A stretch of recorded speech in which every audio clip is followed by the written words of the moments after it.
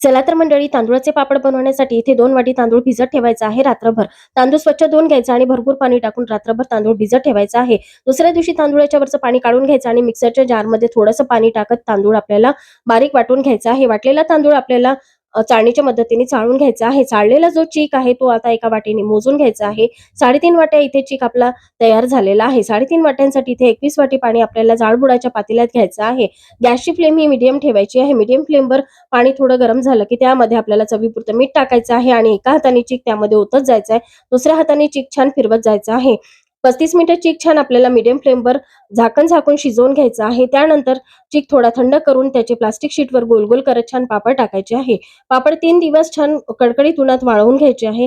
3 दिवसानंतर अतिशय पांढरे शुभ्र असे पापड तयार होतात. तेलात टाकतात, चौपट फुलतात आणि खायला अतिशय खमंग खुसखुशीत पापड लागतात. अगदी जिभेवर ठेवताच विरघळणारे पापड तयार होतात.